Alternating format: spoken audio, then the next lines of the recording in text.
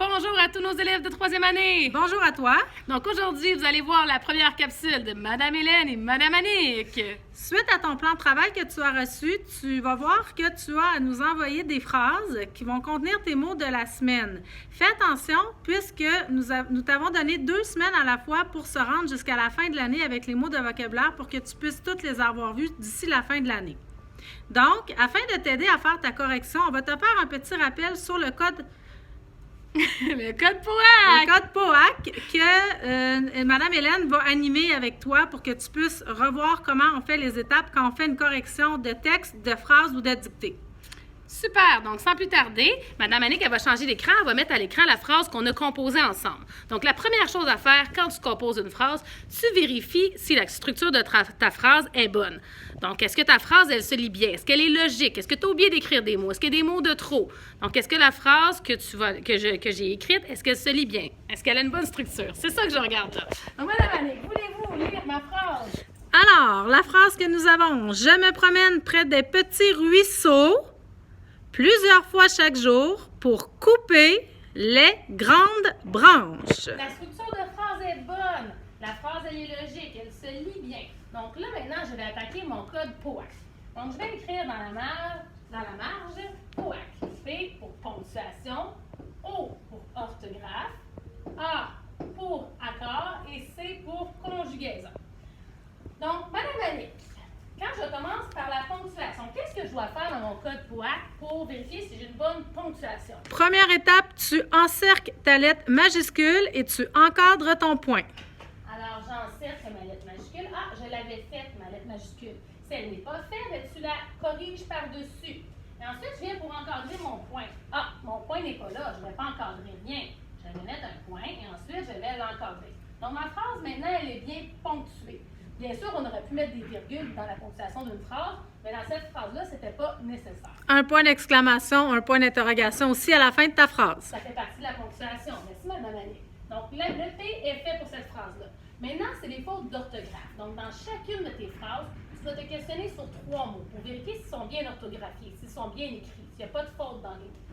Donc, si je regarde ma phrase, ruisseau, je ne suis pas certaine. Donc, je vais faire un point d'interrogation. Je vais vérifier si ruisseau est bien écrit dans ma liste orthographique. Ensuite, je vais aller vérifier branche. Je ne suis pas sûre avec le N, C-A-N, le N. Donc, je vais aller fouiller dans ma liste orthographique également pour savoir s'il est bien orthographié. Puis après ça, je vais aller voir fois. Je ne suis pas certaine si fois, ça prend un S ou non. Parce que tu sais que plusieurs, ça prend un S, parce que souvent, dans le mot plusieurs, il y en a beaucoup. Fait que ça, on en a parlé souvent. Ça, on le savait, fois, je ne suis pas certaine. On n'est pas certaine. Ça prend-tu un E, ça prend-tu un T, on n'est pas sûr.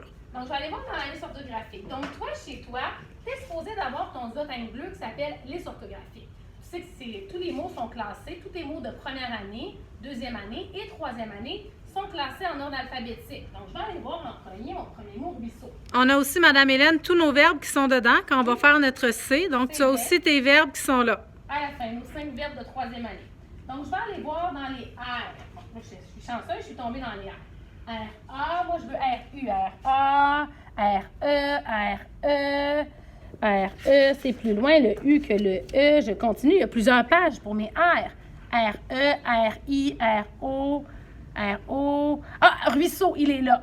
OK. Ah, il y a 2 fois qu'il est écrit. Ça, c'est ruisseau au singulier et ça, ruisseau au pluriel. Des petits ruisseaux. Des ruisseaux. Donc, il est pluriel, mais je vais le prendre en note pour tantôt pour mes accords. Ruisseau, c'était E-A-U, comme de l'eau. Dans un ruisseau, il coule de l'eau. Donc, il faut que je le corrige. Donc, ici, je vais barrer mon mot. Il n'est plus bon. Donc, ruisseau, R-U-I-S-S. E-A-U, dans un ruisseau, il coule de l'eau. Et là, je vais corriger tout de suite mon accord parce que j'ai vu que le pluriel prenait un X. Donc, ruisseau au pluriel. Je fais un cœur. J'ai trouvé le mot, je l'ai corrigé. Si je n'avais pas trouvé le mot ruisseau et que je ne suis toujours pas certaine de son orthographe, ce n'est pas un mot de première, ni de deuxième, ni de troisième, bien, j'aurais laissé mon point d'interrogation en haut du mot ruisseau. C'est important aussi de ne pas nous faire plaisir de faire un cœur, même si tu penses que tu l'as corrigé, mais que tu ne l'as pas corrigé. C'est important de nous dire si tu as vraiment fait un cœur ou pas. C'est parce que tu l'as cherché, parce que tu l'as trouvé. Là, je vais chercher fois, là. Alors, des C, D, E, F, donc E, A, F, F, A, F, E, je veux fois, F, E, F, I, F, O. Fois, il est là. Donc, il est bien écrit. Fois prend bel et bien un S. Donc, je fais mon cœur, je ne change rien. Fois est bien orthographié. Et ensuite, je vais aller chercher branche. Là, vous avez compris le principe. Ben, branche, quand j'aurais fouillé dans ma liste orthographique, j'aurais réalisé que branche prend un A. Donc, j'aurais fait mon cœur et j'aurais écrit branche, B-R-A-N-C-H-E. Et c'est aussi un mot de cette semaine à l'étude. Ah, alors si vous allez l'écrire dans votre devoir, ben, écrivez-le avec un A-N. Branche, c'est un A-N. Donc là, je vais faire un petit trait. Pour faire une parenthèse sur ce que Mme Hélène disait, ça va être important de composer une autre phrase que celle que nous, on a écrite. Parce qu'on sait que toi, en troisième année, tu as beaucoup d'imagination. Donc, le O, c'est fait. Nos fautes d'orthographe sont corrigées. Peut-être qu'il en resterait d'autres, mais toi, tu en as seulement corrigé 3. Mais on te demande d'en fouiller 3. Tes parents vont pouvoir t'aider pour corriger les autres. Donc, maintenant, je suis rendue aux accords. Donc, je dois vérifier mes noms communs, leur genre et leur nombre. Est-ce que mes noms communs sont masculins ou féminins pour le genre? Et pour le nombre, est-ce qu'il est singulier, seul ou pluriel plus que 1? Et après ça, je vais faire mes accords dans mon groupe du nom. Donc, vérifier si mon déterminant a bel et bien copié le genre et le nombre de ton nom commun, qui est le chef. Et si son adjectif, s'il y en a un, si lui aussi bel et bien copié le genre et le nombre du nom commun, qui est le chef. Donc, le déterminant et l'adjectif ont le même genre et le même nombre que le nom commun, qui est le noyau, qui est le chef du groupe du nom. Madame Annick a dit de me dépêcher parce que c'est vrai que ma capsule est très longue. Donc, j'y vais pour les accords. Je cherche mes noms communs. Un nom commun, c'est une chose qui existe. Une chose, un objet, un animal, une personne. Ça peut même être des émotions. Puis on a aussi des fois un petit déterminant à côté, un petit mot qui peut nous faire penser que c'est un nom. Puis le déterminant est présent, le nom commun. Il est toujours devant. C'est comme un petit valet qui présente son roi, le nom commun. Donc ici, je me pose toujours la question. Allez, mes élèves vont dire toujours « je sais c'est quoi un, une ou des ». Je mets un déterminant. Est-ce que je sais c'est quoi un, une ou des je? Non, c'est pas un nom commun. Je sais c'est quoi un, une des me? Non plus. C'est pas un nom commun. Je sais c'est quoi un, une des promène? Non plus. Je sais c'est quoi un, une des prêts? Non plus. Même chose pour les des. Je sais pas c'est quoi des petits quoi? Ça pourrait être des petits chiens, ça pourrait être des petits amis, ça pourrait être des petits ruisseaux. Petit peut être plein de choses, donc c'est pas un nom commun. Mais ce que je sais, c'est quoi un ruisseau? Oui, un ruisseau ne peut être qu'une seule chose. Donc, c'est le nom commun, c'est le chef. Un ruisseau, c'est un cours d'eau avec de l'eau qui bouge et qui va aller se déverser dans la rivière puis dans la mer. Donc, un ruisseau est un nom commun parce que tu sais c'est quoi un ruisseau. Donc, c'est un nom commun. Et là, je me pose la question. Est-ce que c'est un ruisseau comme un monsieur masculin ou une ruisseau comme une fille féminin? Bien, c'est un ruisseau est masculin. Et là, tu te demandes, est-ce qu'il est singulier ou pluriel? Donc, est-ce que ruisseau est seul ou plus qu'un? Des petits ruisseaux, bien, il y en a plus qu'un, donc c'est pluriel. Première chose que tu fais, donc, première chose que tu fais, tu veux vérifier si ton nom commun, il est bien accordé, c'est le chef. Un chef qui est mal habillé, bien, c'est pas un bon chef. Donc, ruisseau, est-ce qu'il est masculin? Oui, c'est comme ça qu'il s'écrit. Est-ce qu'il est pluriel? Il y a bel et bien son X de pluriel, donc c'est un bon chef. Je vais aller voir qui présente ruisseau. Est-ce que tu vas dire, hey maman, regarde petit ruisseau ou regarde des ruisseaux?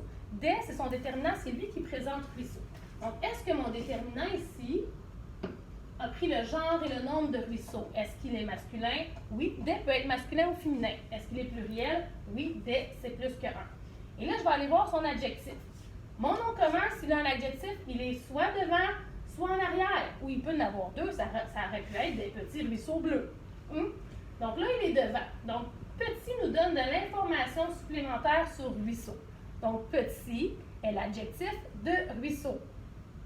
Donc, on peut dire les ruisseaux sont très petits. Ça, c'est un truc à Mme Annick, on met le mot très devant l'adjectif.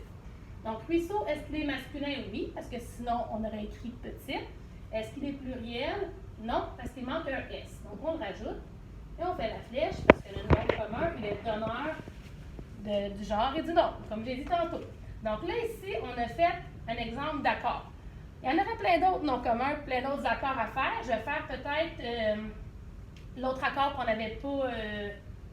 Les grandes branches? Les grandes branches. Donc là, tu aurais fait, je sais c'est quoi, une des fois. Pour tous les mots. Aurait été un nom commun, plusieurs auraient été son déterminant. Je sais c'est quoi, une des jours. Ah, jour aurait été un nom commun, chaque son déterminant. Je sais c'est quoi, une des branches. Ah, branche, nom commun. Je vais faire celui-là parce qu'il y a une petite erreur. Donc, branche, je vais poser mon dessin orthographique, hein? Branche est un nom commun. Donc, j'écris en haut, nom commun. Parce que c'est quoi? C'est dans les arbres, les branches d'arbres. Donc, est-ce que c'est un nom commun féminin ou masculin? Donc, c'est un branche comme un monsieur ou une branche comme une fille? Ben, c'est comme une fille, c'est féminin. Donc, le F de féminin. Et là, les grandes branches, est-ce qu'elles sont seules, singuliers ou plus qu'une, pluriel? Bien, les branches, il y en a plus qu'une, donc c'est pluriel. Là, tu regardes ton chef, le nom commun, s'il est bien accordé. Donc, branche, plusieurs branches, ça prend un S. Donc là, mon chef est bien accordé, il peut transmettre son genre et son nombre à son déterminant, s'il y a lieu, à son adjectif. Donc, qui présente branche? Est-ce que c'est les grandes branches ou c'est les branches? Moi, je dis aux élèves que les petits bébés n'utilisent pas de déterminant. Quand tu es grand, tu les utilises. Présenter. Un petit bébé va dire « Maman, branche ». Toi, tu vas dire « Regarde, maman, la branche, les branches ». Donc, le déterminant qui présente branche, c'est les. Donc, ici, tu vois, je peux faire ma flèche fantôme qui va traverser jusque-là. Les, je te l'ai déjà dit tantôt, c'est comme des. Ça peut être masculin ou féminin. Mais dans ce cas-là, il est pluriel. Là, il est toujours pluriel. C'est plus qu'un. Donc, il est bien accordé. Je vais aller voir s'il y a un adjectif. Donc, je regarde devant et derrière. Derrière, il n'y a rien à part le point. Donc, je regarde en avant, grande. Est-ce que je peux dire que ces branches-là sont très grandes? Oui. Grande me donne de l'information sur branche? Oui. Donc, grande, c'est l'adjectif de branche. Alors, je fais une flèche. Et là, je vérifie. Il faut qu'il copie en genre et en nombre son chef. Le noyau du groupe du nom, le nom commun. Donc, ici, branche est pluriel et est féminin. Donc, ici, féminin, grand 2, c'est féminin, sinon ça serait grand. Et c'est pas pluriel, on n'a pas mis de S. Donc, il faut mettre le S pour qu'il soit lui aussi féminin pluriel. Donc, la grande branche, il est bien accordé. Bien sûr, tu aurais dû faire tes flèches partout pour tes noms communs, mais là, ma vidéo est déjà très, très longue. Ah, vous êtes peut-être déjà tanné d'écouter. Donc, les accords, c'est fait. On va dire qu'il en manque un petit peu, comme je t'ai dit, mais je dis que c'est fait. On te fait un modèle, dans le fond. On te rafraîchit la mémoire. Et là, tu vas devoir trouver, dans le fond, tes verbes. Dans une phrase, un verbe, tu dois être capable un verbe conjugué, tu dois être capable de l'encadrer par ne pas. Puis c'est l'action. Alors là, tu vérifies, est-ce que l'action, c'est me? Est-ce que c'est une action me? Non, je non plus. Ah, mais je sais que je, c'est un pronom. Il y a souvent un verbe pas loin.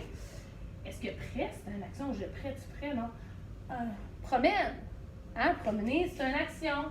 Donc, est-ce que je peux dire « Je ne me promène pas près des petits ruisseaux ». Oui, je peux l'encadrer par « ne pas ». Donc, c'est mon verbe. Je peux vérifier. Je promène, tu promènes, il promène. Il se conjugue. C'est mon verbe conjugué. En ce moment, je me promène. C'est en ce moment. Donc, c'est un verbe conjugué qui est au présent. Qui se promène près des petits ruisseaux? Là, tu te poses la question. Qui fait cette action-là? Bien, c'est souvent en avant le sujet du verbe. Donc, je me promène près des petits ruisseaux.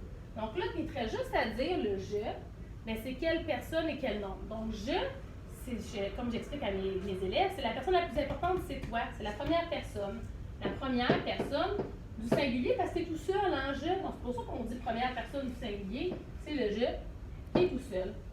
Eh bien, il y a d'autres pronoms, comme le « tu », deuxième personne, tout seul, du singulier, etc. Tu les connais, les autres. Donc, ici, pour ça, mon accord, je vérifie. Promener, c'est un verbe en ER qui se conjugue comme le verbe aimer au présent. Mais quand tu dis j'aime au présent, ça finit par un E. Donc, je me promène au présent, ça doit finir aussi par un E. Le verbe aimer, c'est le verbe modèle de tous les autres verbes en ER au présent. Donc, il était bien conjugué. Donc, j'aurais pu faire rayer mon C. Donc, voilà pour la première capsule sur le code POAC. Comme je vous dis, moi, c'est la première fois que je fais ça. Mon métier, c'est d'être enseignante et non actrice, donc je fais le mieux que je peux. Et la semaine prochaine, ça va être la capsule de Madame Annick. Donc, si vous avez les parents ou les élèves des questions, la semaine prochaine, en début de semaine, on va vous faire parvenir des horaires où est-ce que vous allez pouvoir nous poser des questions. Ça va probablement être sur Teams, donc on est en train de réfléchir sur la structure, probablement sur Meet, Google Meet. Donc, on vous envoie ça dès la semaine prochaine. Madame Hélène change son horaire. Donc, Madame Hélène sera en congé la même journée que moi, le lundi. Donc, nous serons disponibles, Madame Hélène et moi, du mardi au vendredi de 8h30 à 15h.